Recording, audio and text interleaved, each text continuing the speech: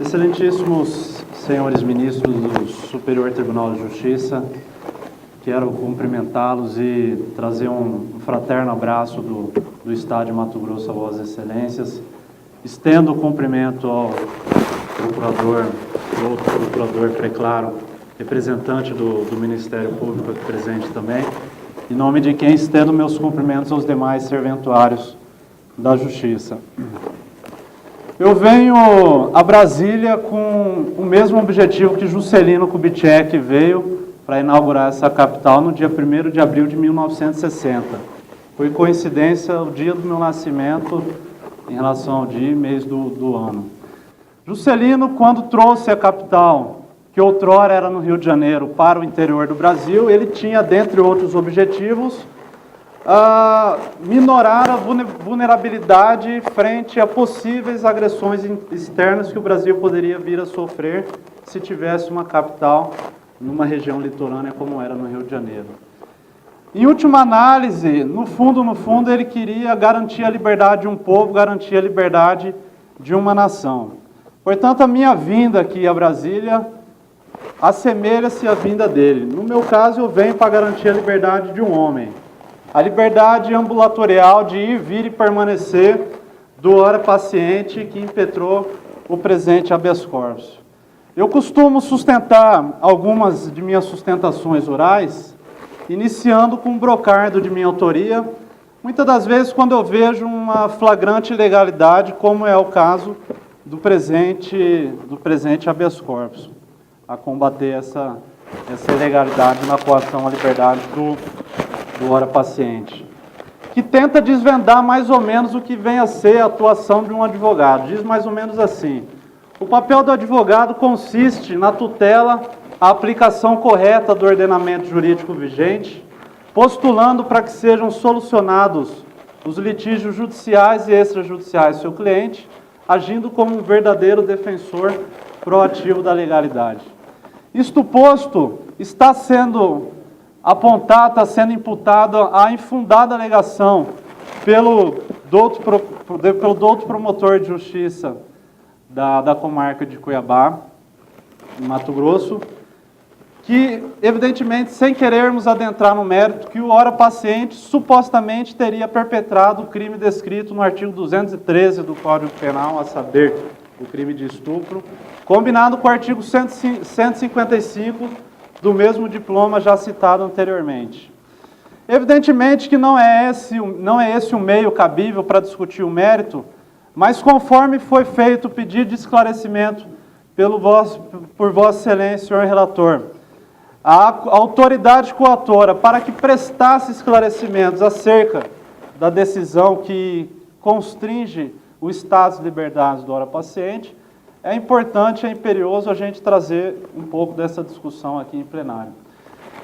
Consta da acusação do Ministério Público a infundada alegação do crime de estupro. Ora, subjaz dos autos que em nenhum momento o ora paciente nem mesmo tocou na suposta vítima, para que porventura configurasse o crime de estupro. O que ele fez foi sim atos obscenos previstos e capitulados no artigo 233 do Código Penal, que prevê a conduta que realmente ele realizou na narrativa dos fatos e ao que pode se extrair desse processo. Evidentemente que isso vai ser discutido no processo, mas o que a gente tem como fundamento que vem mantendo a prisão preventiva do mesmo, que vem mantendo esse decreto, são três aspectos. O primeiro dele é a garantia da ordem pública, assentado já no novo entendimento do STF, que inquéritos em curso ou instruções processuais em curso podem ser utilizados para fundamentar a garantia da ordem pública, podem ser utilizados para fundamentar com maus antecedentes.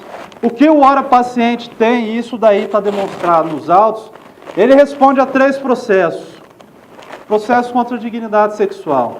Um deles ele foi absolvido. O processo número 19.570, 48 de 2009, 811.0042, que tramita na terceira vara criminal da comarca de Cuiabá, no Mato Grosso. Ele responde a um processo por ato obsceno no Juizado Especial Criminal portanto, um crime de menor potencial ofensivo, cuja pena de detenção de 3 meses a 1 ano, o número do processo 344-942-016-811-0112. E responde um terceiro processo de contravenção penal por importunação ofensiva ao pudor.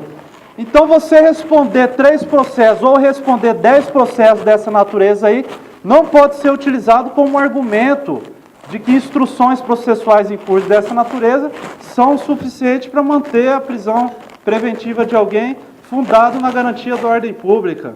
O segundo argumento que trazem e tentam fundamentar a decisão de manutenção da autoridade coatora restringe-se em relação à conveniência da instrução criminal. Ora, eu quero que me mostre nos autos em qual momento o ora paciente tentou constranger a vítima no curso da instrução, tentou coagir testemunhas, inclusive a suposta vítima já foi intimada 3 vezes, por 3 vezes foi realizada a audiência de instrução e julgamento e não teve a presença dela.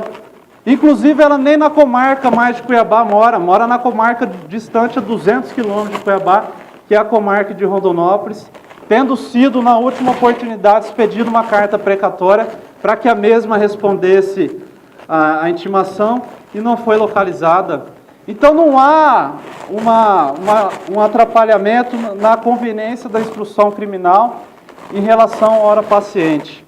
Tentam imputar ainda a garantia da aplicação da lei penal, dizendo que o ora paciente, por encontrar-se há basicamente 1 ano em local incerto e não sabido, na verdade ele encontra-se oculto e não foragido, porque não há uma sentença condenatória em desfavor dele. Tentam dizer que ele não está contribuindo para assegurar a aplicação da lei penal. Ora, isso daí é uma falácia que não merece prosperar. Desde o primeiro dia de processo, ele constituiu esse causídico aqui, que vem atuando, que foi intimado e compareceu a todas as audiências.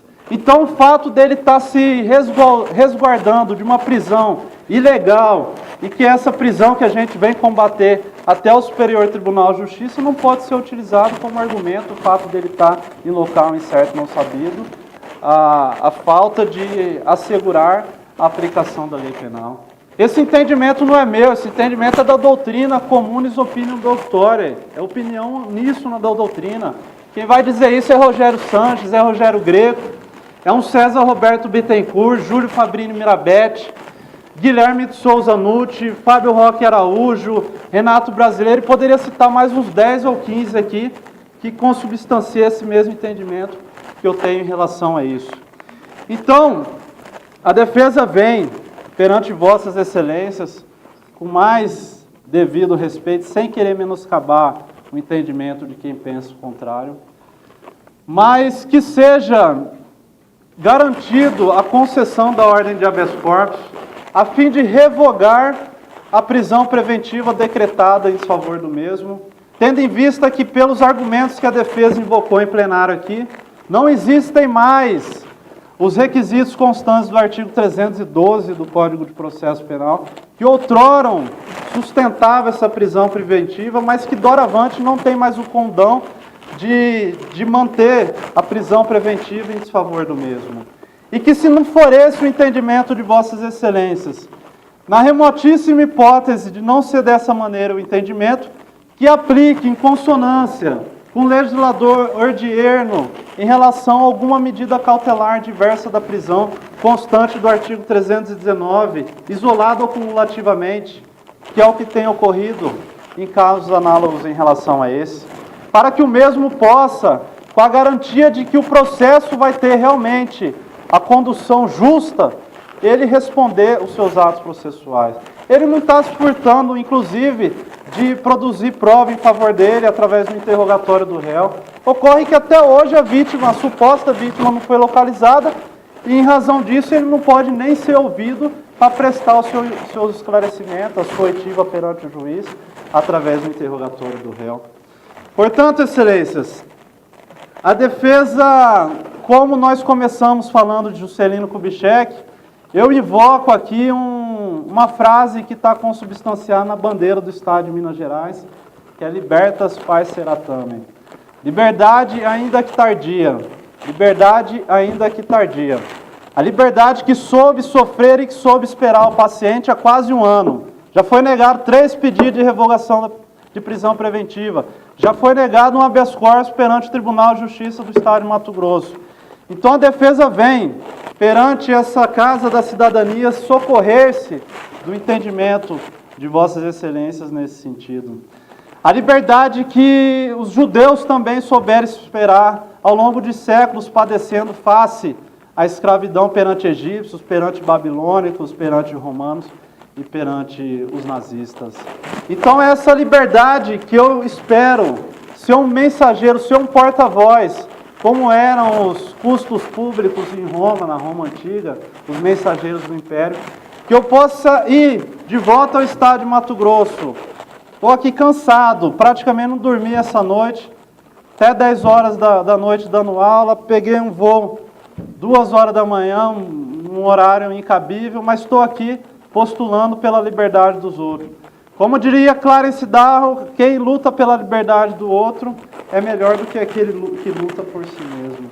Invoco ainda em plenário, antes de finalizar o tempo, o verbo do direito proeminente, Rui Barbosa, que diz que o advogado criminalista é aquele que estará ao lado do réu, até o último degrau da escada, ombreando com ele até o último suspiro de liberdade e de esperança, quando tudo e todos parecem estar contra ele. Então é isso que a defesa aspira e espera, como diz os homens de esperança, porque eu sou um homem de esperança, senão não teria vindo até aqui. Acredito que o entendimento de Vossas Excelências vai ser no sentido de acatar a postulação da defesa face aos argumentos apresentados no plenário. É o que se espera.